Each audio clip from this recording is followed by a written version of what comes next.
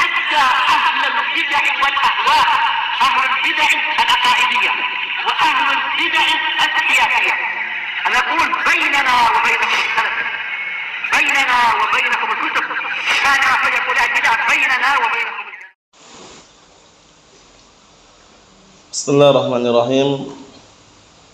الحمد لله الذي أرسل رسوله بالهدى ودين الحق ليظهره على الدين كله وكفى بالله شهيدا. أشهد أن لا إله إلا الله وحده لا شريك له إقرارا به وتوحيدا، وأشهد أن محمدا عبده ورسوله صلى الله عليه وعلى آله وسلم تسليما مزيدا لا نبي بعده. Ikhwani fid din, a'azzani wa azzakumullah wa barakallahu fikum. Sebelum kita melanjutkan bacaan terhadap kitab 300 hadis sahih muttafaqun alaih yang diambil dari kitab Riyadhus Shalihin karya Syekh Abdullah Al-Riyani waffaqahullah. Hadis yang terakhir kita ambil dibaca distorkan terlebih dahulu. Hadisnya pendek, mudah dihafal dan sering antum dengar, yaitu hadis yang berisikan tentang dianjurkannya untuk bertutur kata dengan perkataan yang baik, yang jujur, tidak mengandung unsur dusta di dalamnya atau yang semisalnya. Karena tutur kata yang baik, yang jujur itu merupakan kebaikan dan merupakan sumber keberuntungan bagi pelaku dan juga yang mengucapkannya. Sampai-sampai ada pantun yang sangat indah disebutkan oleh para ulama, dinukilkan dalam kitab-kitab mereka, dinisbahkan kepada Imam Syafi'i rahimahullah. Fa illam tajid qawlan sadidan taquluhu fasamtuka an ghairi sadidin sadadu. Jika engkau tidak menjumpai ucapan yang benar, yang jujur yang harus kamu ucapkan, maka diammu dari ucapan yang tidak benar, yang tidak jujur itu adalah kejujuran. Jadi kalau nggak ada ucapan yang benar, yang jujur yang harus dia ucapkan, lebih baik dia diam. Lebih baik dia diam dari ucapan yang tidak jujur tersebut. Itu merupakan kebenaran. Karena ucapan yang jujur, ucapan yang benar,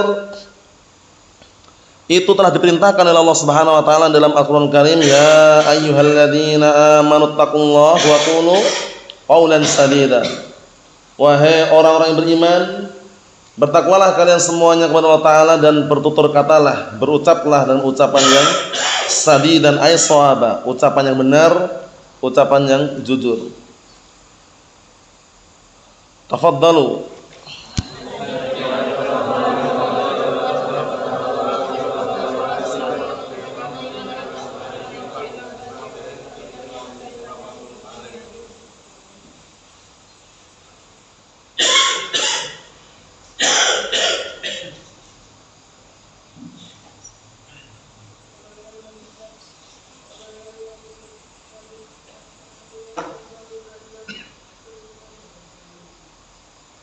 Tayyibah. Tapi kalimatan tayyibah. Na'am, ahsantum, barakallahu fika, anakumullah. Kita lanjutkan, perhatikan baik-baik, kita ambil satu saja. Qala al-mu'allif asbahullah, babu, disimak ya, isgha'il jalis li hadithi jalisihi alladhi laysa biharam wa istinsatil alim wal wa'id hadini majlisihi. Perhatikan artinya, bab anjuran untuk mencurahkan pendengaran terhadap teman duduknya, jalis teman duduk, dikarenakan ucapan yang disampaikan oleh teman duduknya. Jadi bisa dipahami ya, alladzi laysa biharam, yaitu yang mana ucapan tersebut bukan ucapan yang haram. Ini kita ambil separuh dulu, dalam artian dijelaskan dulu. Jadi kalau antum punya teman duduk berduaan, bertiga misalkan, diajak ngobrol sama teman duduknya pada ucapan-ucapan yang itu kebaikan, bukan ucapan yang bohong. Nah, secara syariat dianjurkan untuk mendengarkan apa yang disampaikan oleh teman duduknya tadi itu. Jangan malah sibuk sendiri dengan apa mungkin dengan HP-nya atau yang semisalnya, akhirnya apa teman duduknya marah. Kalau posisi dalam kondisi dia diajak ngobrol, diajak bicara, teman duduknya, dia mencurahkan pendengarannya, apa yang mau disampaikan. Kecuali kalau teman duduknya itu ngobrol, ngajak bicara perkara yang haram, boleh dia tinggalkan. Paham ya? Itu termasuk adab dalam syariat ini. Jadi mencurahkan pendengaran terhadap ucapan teman duduknya selama ucapan tersebut apa? Tidak haram. Paham ya? Berarti kalau ucapan haram nggak boleh antum mencurahkan pendengarannya. Diajak misalkan menghibai atau mungkin mengadu domba atau mungkin diajak ucapan-ucapan yang jorok, yang bohong, yang dusta misalkan, nah antum nggak boleh mencurahkan pendengaran. Harus meninggalkan di saat tersebut. Bisa dipahami ya? Nah, sambungannya disimak. Wastinsatil alim wal wa'id hadini majlisih. Dan juga anjuran untuk apa? Diam dan mendengarkan orang alim, orang yang beri nasihat. Nah, barakallahu fi ketika menyampaikan nasihat dalam keadaan mereka hadir di majelisnya. Paham? Jadi kalau ada orang alim, orang yang wa'id memberikan nasihat, misalkan seorang guru atau syekh atau yang semisalnya memberikan nasihat di majelis tersebut yang hadir, itu diharapkan diam mendengarkan apa yang disampaikan oleh seorang guru atau syekh tersebut. Faham ya? Agar bisa maksimal mendapatkan faedah, agar bisa maksimal mendapatkan apa? Faedah yang akan disampaikan oleh seorang syekh, guru atau ustaz tadi itu.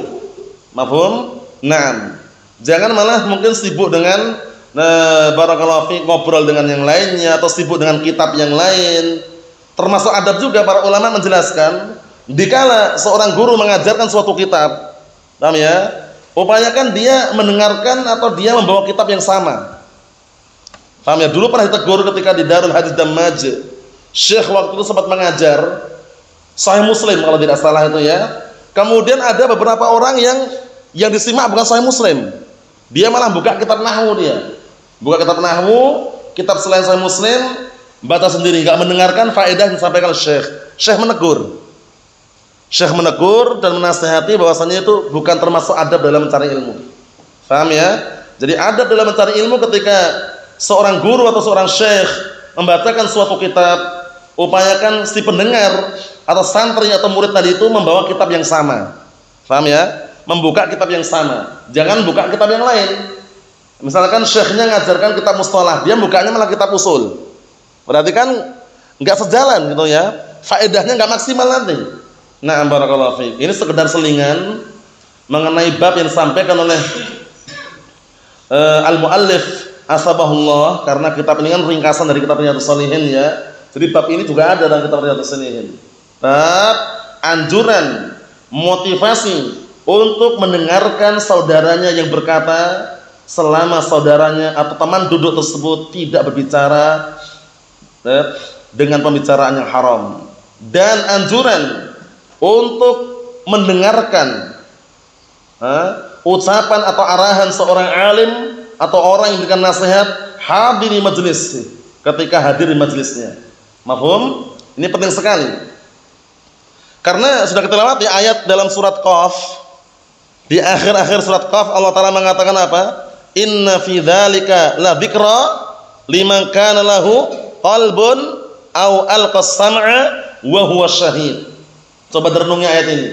Sesungguhnya di dalam Al-Qur'an itu terdapat peringatan bagi siapa? Bagi orang yang na barakallahu fi liman kana lahu qalbun, orang yang punya mata hati, orang yang punya akal. Jadi akal tempatnya bukan di kepala ya, tempatnya di dalam hati.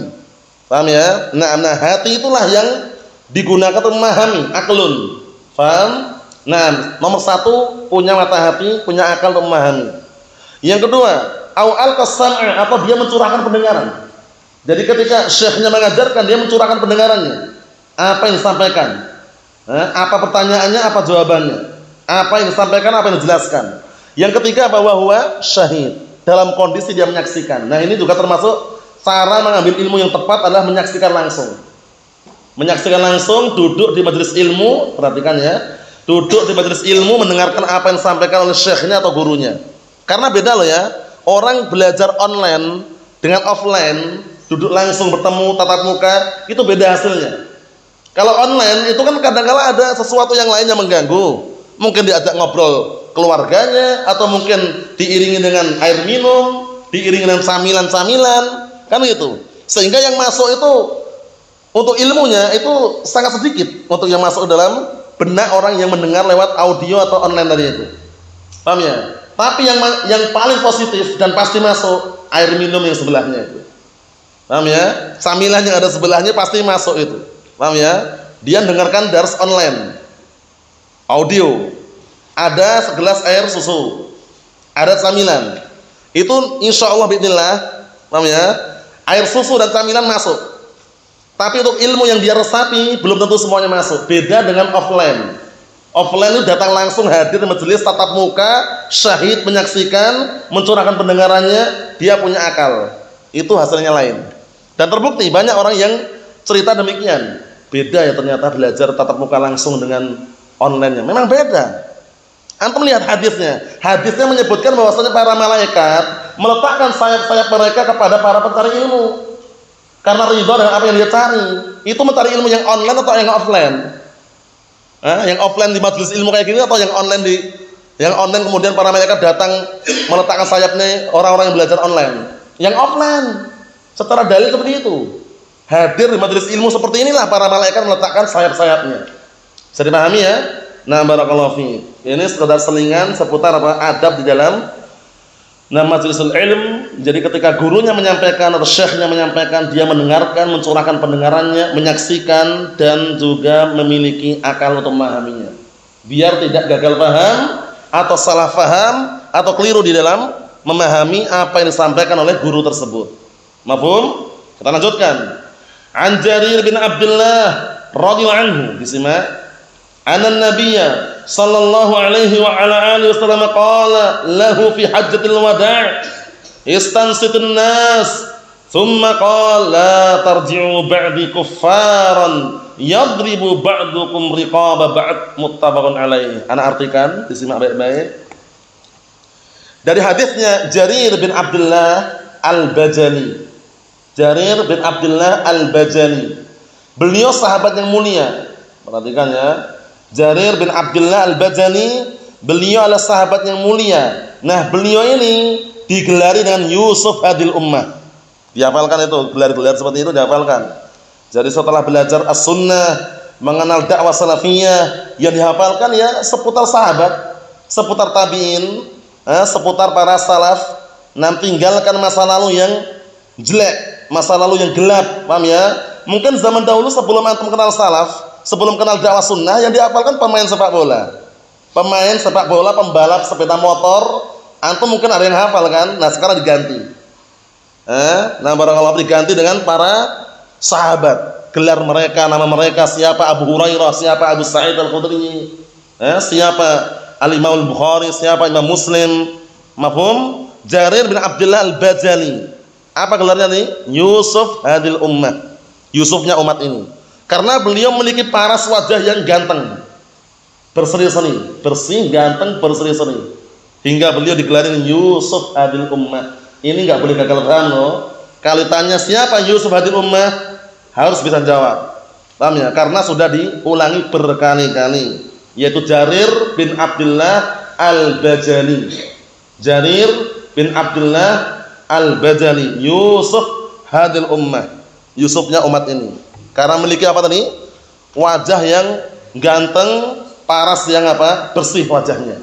Subhanallah. Nah, artikan anna Nabiyya sallallahu alaihi wasallam qala lahu, bahwasanya Rasulullah alaihi wasallam berkata kepadanya, kepada siapa? Kepada Jarir bin Abdullah Al-Bajali fi hajjatil wada', yaitu pada waktu haji wada', haji perpisahan. Haji wada' itu haji perpisahan. Rasulullah alaihi wasallam mengatakan istansitin nas.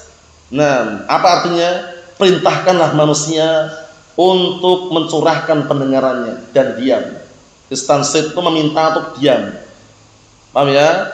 Nah, perintahkanlah manusia untuk diam dan mendengarkan apa yang disampaikan. Itu maknanya gitu. Paham ya? Nah, jadi untuk diam, dengarkan. Tsumma qal, kemudian beliau berkata, la tarji'u ba'di kuffaran. Kalian jangan kembali setelah aku meninggal nanti menjadi orang-orang kafir. Ini khitabnya waktu itu, barakallahu fiik. Beliau menasihatkan kepada segenap para sahabat agar tidak murtad. Karena buktinya setelah Rasulullah meninggal alaihi salatu wassalam, ada sebagian sahabat yang mereka murtad gitu loh ya. Diwanti-wanti, diultimatum, kalian jangan apa?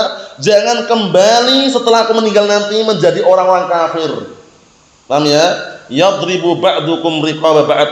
Yang sebagian kalian, nah barakallahu fiik, menebas atau memukul, nah barakallahu fiik, punggung-punggung sebagian yang lainnya. Paham ya? Riqab itu leher. Maksudnya itu saling berperang, saling bermusuhan itu. Itu pesan yang diwanti-wanti oleh siapa? Rasulullah SAW. Kalian jangan murtad setelah aku meninggal nanti. Kokohlah, berpegang teguhlah dengan apa? Dengan Al-Quran dan As-Sunnah. Termasuk wasiatnya, apa kata Rasulullah alaihi salatu wassalam? Diperhatikan, beliau mengatakan, inni tarikun fikum amroin. Inni tarikun fikum amroin. Sesungguhnya aku tinggalkan kepada kalian dua perkara. In tamassaktum bihima lan tadillu ba'di kitabullah wa sunnati. Subhanallah. Ini dua wasiat yang Rasulullah kabarkan kepada umatnya. Sesungguhnya aku tinggalkan kepada kalian dua perkara, yang mana apabila kalian berpegang teguh dengan dua perkara tersebut setelah aku meninggal nanti, kata Rasulullah alaihi salatu wassalam, apa kata beliau? Niscaya kalian tidak akan sesat selama-lamanya. Apa dua perkara tersebut? Al-Quran dan Sunnahku, kata Rasulullah SAW. Subhanallah. Jadi kalau orang berpegang teguh dengan Al-Quran Sunnah, dimanapun dia berada, ada perselisihan, pertikaian, permusuhan, terkhususkan dalam masalah agama atau semisalnya, dikembalikan kepada Al-Quran Sunnah, tenang sudah. Paham ya? Tidak akan tersesat. Berarti bagaimana keharusannya? Keharusannya, konsekuensinya kalau dia meninggalkan Al-Quran Sunnah, dia akan mendapatkan kesengsaraan dan kesesatan. Sebagaimana perkataan Allah Subhanahu wa taala, "Faman ittaba'a hudaya fala yadhillu wala yashqa." Barang siapa yang mengikuti petunjukku, niscaya dia tidak akan sesat dan tidak akan sengsara. Berarti mafhumnya yang kita pahami di ayat tersebut, orang yang menyelisih petunjuk Allah Subhanahu wa taala, menyelisih Al-Qur'an, menyelisih As-Sunnah, maka apa? Maka dia dapat ancaman sesat dan apa? Dan sengsara, wal a'yadu billah. Allahumma sallim sallim. Naam. Ikhwani fid din, azza wa jazakumullah, barakallahu fikum. Jadi arahan di sini yang dikabarkan oleh Rasulullah SAW agar tidak murtad, agar tidak kembali menjadi orang-orang kafir di sini. Karena apa, barakallahu fikum? Karena fitnah yang akan datang setelah Rasulullah SAW meninggal dunia, besar atau tidak fitnahnya? Besar. Fitnahnya sangat besar. Sampai-sampai beliau mengatakan dalam hadis yang sahih, la ya'ti zamanun illa walladhi ba'dahu syarrun minhu. Tidaklah datang suatu zaman melainkan yang setelahnya lebih jelek dari yang sebelumnya. Ini kita rasakan. Bagaimana zaman-zaman dahulu para salaf? Mereka subhanallah dalam mencari ilmu, dalam hafalan, enggak usah nanya sudah. Hafalan mereka luar biasa, hafalan mereka. Karena waktu itu di antara lingkungan mendukung, fitnah lebih sedikit. Paham ya? Mereka juga diberikan kelebihan oleh Allah Ta'ala. Zaman sekarang banyak fitnah atau tidak? Banyak fitnah. Mulai fitnah harta, fitnah wanita, fitnah perempuan, fitnah kekayaan, fitnah dunia. Subhanallah, banyak cobaan di situ. Makanya Rasulullah SAW sudah mewanti-wanti sebelumnya. Kunci apa yang tadi yang terbaik dan solusi yang bisa menyelamatkan apa tadi? Berpegang teguh dengan Al-Quran dan As-Sunnah. Ingat gak kalamnya Imam Abu Bakar bin Abi Dawud rahimahullah dalam pantun Al-Hayyah? Siapa yang ingat? Di awal-awal pantun itu yang sudah kita selesaikan kitabnya. Ada yang ingat? Antum ingat Hasan? Tamasak, ingat gak? Apa? Ingat? Apa? Ada yang ingat? Irsyad? Nah, enggak ada ya. Antum ingat antum? Antum ingat? Mudah sekali. Tamassak bihablillahi wattabi'il huda wa la taku bid'iyan la'allaka tuflihu. Wa din bi kitabillahi wa sunnanil lati atat an Rasulillah tanju wa tarbahu. Itu awal-awal pantun haiyah.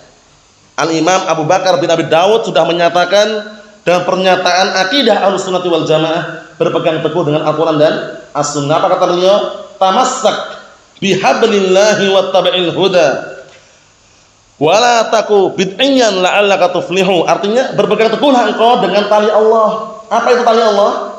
Al-Quran dan As-Sunnah. Wa'tasimu bihablillahi jami'an wala tafarraqu. Berpegang teguhlah kalian semuanya dengan tali Allah dan jangan bercerai-berai. Apa tali Allah? Al-Quran dan As-Sunnah. Wattabi'il huda, dan ikutilah petunjuk. Petunjuk dari mana? Petunjuk dari Al-Quran dan petunjuk dari As-Sunnah. Wala taku bid'iyan la'allaka tuflihu, dan kamu jangan menjadi pelaku bid'ah, jangan menjadi mubtadi' agar engkau beruntung. Lihat, jadi As-Sunnah kunci keberuntungan, As-Sunnah kunci keberkahan, As-Sunnah kunci keselamatan. Paham ya? Tapi al-bid'ah, kebid'ahan, barakallahu fiik, kunci kesesatan, kunci kehancuran, kunci kebangkrutan dunia dan juga akhiratnya. Wal a'yadu billah. Mafhum? Makanya Syekhul Islam Ibnu Taimiyah rahimahullah, beliau mengatakan apa? Ahlus sunnati makrunatun bil jamaah kama anna ahlul bid'ah makrunatun bil furqah, fayuqal ahlus sunnati wal jamaah kama yuqal ahlul bid'ati wal furqah. Apa artinya? Ahlus sunnah itu senantiasa terikat dengan jamaah, berkumpul bersatu di atas al-haq dimanapun mereka berada. Paham ya? Tidak orang ajam, tidak pula orang Arab, dimanapun mereka berada berkumpul bersatu di atas al-haq, itu ahlus sunnah. Diiringi dengan apa? Al-jamaah. Paham ya? Kemudian apa kata beliau? Wa ahlul bid'ah makrunatun bil furqah. Sedangkan ahlul bid'ah, pelaku kebid'ahan, dimanapun mereka berada pasti diiringi dengan perpecahan. Di mana ada kebid'ahan pasti perpecahan terjadi di situ. Pasti sudah. Paham ya? Nah, apa kata beliau berikutnya? Maka dikatakan ahlus sunnati wal jamaah sebagaimana dikatakan ahlul bid'ah wal furqah. As-sunnah wal bid'ah bagaikan apa kemarin? Kazait wal ma. As-sunnah wal bid'ah kazait wal ma, bagaikan air dan minyak. Antum lihat minyak dan air bisa bersatu? Tidak. Paham ya? Nah, as-sunnah wal bid'ah tidak akan pernah bersatu. Paham ya? Bagaimana caranya untuk menyatukannya? Sesuatu yang mustahil. As-sunnah bersatu dengan al-jamaah. Al-bid'ah itu juga akan bersatu dengan al-furqah, perpecahan. Naam, wal iyadu billah. Ikhwani fid din, azza wa jazakumullah, barakallahu fikum. Ini yang kita ambil satu hadis ini, dihafalkan, kita setorkan pada pertemuan yang akan datang insyaallah taala, pendek tidak panjang. Naam, dan mudah dihafal, dikondisikan, barakallahu fik, pada pertemuan yang akan datang. Nasallallahu as-salamata wal afiyah, walhamdulillah.